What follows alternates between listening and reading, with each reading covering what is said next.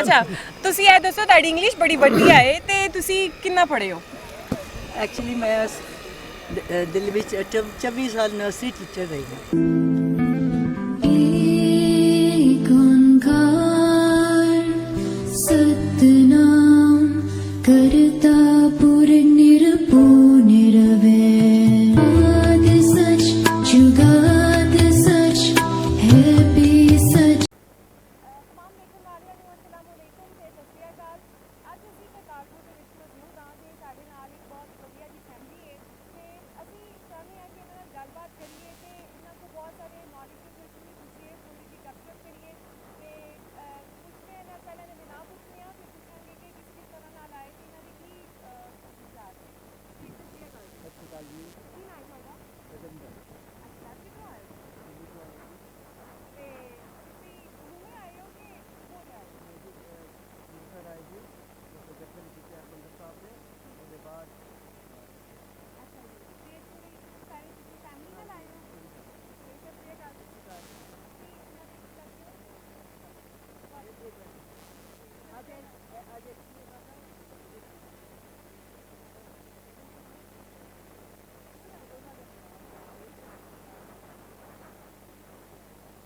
Sir ਜੀ ਬਹੁਤ ਬਹੁਤ ਸ਼ੁਕਰ ਕਰਦੇ ਹਾਂ ਕਿ ਸਾਨੂੰ ਇੰਨੀਆਂ ਦੁਆਵਾਂ ਮਿਲਦੀਆਂ ਨੇ। ਅੱਛਾ ਜਨਮ ਦਿਨ ਦੀ ਮੁਬਾਰਕਬਾਦ। ਇਹਨਾਂ ਦਾ ਜਨਮ ਦਿਨ ਹੈ ਨਾ, ਬਹੁਤ ਬਹੁਤ ਤੁਹਾਨੂੰ Thank you so much. ਮੁਬਾਰਕ ਹੋਏ ਤੁਹਾਡੇ ਜਨਮ ਦਿਨ ਦੀ ਤੇ Thank you ਜੁਗ ਜੀ। ਜੁਗ ਜੀਓ। ਤੇ ਅੱਛਾ ਇਹ ਦੱਸੋ ਤੁਸੀਂ ਪਹਿਲੀ ਵਾਰੀ ਆਏ ਹੋ ਇੱਥੇ? ਹਾਂਜੀ ਪਹਿਲੀ ਵਾਰ ਠੀਕ ਹੈ ਤੇ ਤੁਸੀਂ ਤੁਹਾਨੂੰ ਕਿਹਦਾ ਲੱਗਾ ਕਿ ਇਹ ਸਾਰਾ? ਬਹੁਤ ਹੀ ਸੋਹਣਾ ਬਣਾਇਆ ਹੈ, ਬਹੁਤ ਹੀ ਸੋਹਣਾ ਬਣਾਇਆ ਹੈ ਔਰ ਇੱਕ ਸਾਲ ਦੇ ਅੰਦਰ ਇੰਨਾ ਵੱਡਾ ਜਿਹੜਾ ਕੰਮ ਕੀਤਾ ਹੈ ਇਟਸ ਰਿਮਾਰਕੇਬਲ। ਸਤਿ ਸ਼੍ਰੀ ਅਕਾਲ ਜੀ। ਤੁਸੀਂ ਵੀ ਇਹਨਾਂ ਦੇ ਨਾਲ ਹੀ ਹੋ? हाँ जी इकट्ठे आए। ਅੱਛਾ ਜੀ ਤੇ ਤੁਹਾਨੂੰ ਕਿਹਦਾ ਲੱਗਾ ਇੱਥੇ ਆ ਕੇ? मैनू बहुत ही चंगा लगे जी और इतनी सफाई, इतनी मेंटेनेंस, इतना अच्छा माहौल मैं कभी सोचा भी नहीं कभी होएगा इस तरह पर। बहुत अच्छा बहुत। ਸਹੀ ਤੇ ਦਰਸ਼ਨ ਵਗੈਰਾ ਤੁਸੀਂ ਕਰ ਲਏ ਨੇ, ਕੀਰਤਨ ਕਰ ਲਈ हाँ ਆਪਣੀ? जी बिल्कुल कीता है। ਲੰਗਰ ਵੀ ਖਾ ਲਿੱਤਾ? बहुत अच्छा, हर चीज़ परफेक्ट बिल्कुल। ਠੀਕ ਹੈ ਜੀ ਬਹੁਤ ਵਧੀਆ ਹੋ ਗਿਆ ਹੈ ਤੇ ਇਹ ਤੁਸੀਂ ਦੱਸੋ ਕਿ ਤੁਸੀਂ ਦਿੱਲੀ ਦੇ ਵਿੱਚੋਂ ਆਏ ਹੋ, ਇੰਡੀਆ ਦੇ ਜਿਹੜੇ ਲੋਕ ਨੇ ਉਹਨਾਂ ਦੇ ਕੀ ਵਿਚਾਰ ਨੇ ਪਾਕਿਸਤਾਨ ਦੇ ਇਸ ਸਟੈਪ ਬਾਰੇ? ਉੱਥੇ ਦੇ ਲੋਕ ਕਿਸ ਤਰ੍ਹਾਂ ਵੇਖਦੇ ਨੇ ਇਸ ਸਾਰੇ ਸੈਟਅਪ ਨੂੰ? ਬਹੁਤ ਪੋਜ਼ਿਟਿਵਲੀ ਲੈ ਰਹੇ ਨੇ ਸਭ ਲੋਕ। बहुत अच्छा ਵੈਰੀ कीता है। Nice effort done by your ਨਾਨ ji and it appreciation everywhere. बहुत जी। अच्छा कॉन्सेप्ट है। बहुत ਤੇ अच्छा ਬਿਲਕੁਲ ਜੀ ਇਹ ਪਿਆਰ ਮੁਹੱਬਤ ਦੇ ਪੈਗਾਮ ਨੇ ਤੇ ਤੁਸੀਂ ਹੋਰ ਕੀ ਚਾਹੁੰਦੇ ਹੋ ਕਿ ਕਿਸ ਤਰੀਕੇ ਦੇ ਇਹੋ ਜਿਹੇ ਕਦਮ ਉਠਾਏ ਜਾਣ ਜਿਹਦੀ ਵਜ੍ਹਾ ਤੋਂ ਪਿਆਰ ਮੁਹੱਬਤ ਬੜੇ? ਬਿਲਕੁਲ ਬਿਲਕੁਲ ਵਰਦਿਨੀ। ਅੱਛਾ ਤੁਸੀਂ ਇਹ ਦੱਸੋ ਤੁਹਾਡੀ ਇੰਗਲਿਸ਼ ਬੜੀ ਵਧੀਆ ਹੈ ਤੇ ਤੁਸੀਂ ਕਿੰਨਾ ਪੜ੍ਹੇ ਹੋ?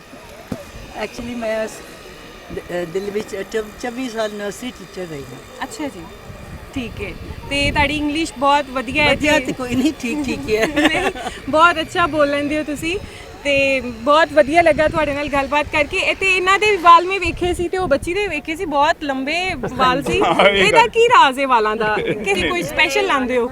ਸਿੱਖ ਫੈਮਿਲੀ ਤੋਂ ਹੈਗੇ ਨੇ ਤੇ ਅੱਛਾ ਇਹ ਉਹਨਾਂ ਦੀ ਕੋਈ ਹੁੰਦੀ ਹੈ ਕਿ ਉਹਨਾਂ ਦੇ ਵਾਲ ਲੰਮੇ ਹੁੰਦੇ ਨੇ? ਹੁੰਦੇ ਹੁੰਦੇ ਆ ਇਹ ਦਿਖਾਓ, ਇਹ ਮੰਮੀ ਹੈ ਔਰ ਉਹਨਾਂ ਦੀ ਦੇਖੋ ਨਾ ਸਿਲਕੀ ਤੇ ਲੰਮੇ ਬਹੁਤ ਅੱਛੇ ਵਾਲ ਨੇ। ਇਹ ਦੇਖੋ और ये इन्हां दी मम्मी है ਠੀਕ ਹੈ और मैं इन्हां दा पापा हूं। ਅੱਛਾ मतलब ਜੀ मेरी दोती ਗ੍ਰੈਂਡ ਡਾਟਰ ਹੈ ਤੁਹਾਡੀ?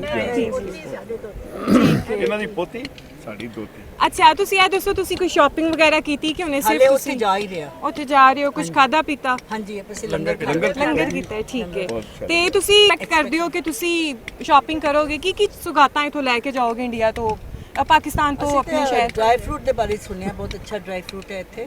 ਸਹੀ। ਉਹ ਦੇਖਾਂਗੇ ਔਰ ਕਹਿ ਰਹੇ ਨੇ ਕੱਪੜੇ ਤੇ ਖੈਰ ਉੱਥੇ ਬਹੁਤ ਹੀ ਮਿਲਦੇ ਨੇ। ਸੋ ਪਰ ਪਾਕਿਸਤਾਨੀ ਸੂਟ ਫੇਵਰੇਟ ਹੈਗੇ ਨੇ Favourite ਇਹਨਾਂ ਦੇ ਤੇ ਉਹ ਮਿਲਦੇ ਨਹੀਂ ਹੈ ਕਿ ਨਹੀਂ ਪਤਾ ਨਹੀਂ ਸਾਨੂੰ। ਸ਼ਲਵਾਰ ਕਮੀਜ਼ ਤੇ ਪੰਜਾਬੀ ਬਿਲਕੁਲ। ਕਲਚਰ ਹੈ ਨਾ, ਸ਼ਲਵਾਰ ਕਮੀਜ਼ ਦੁਪੱਟੇ।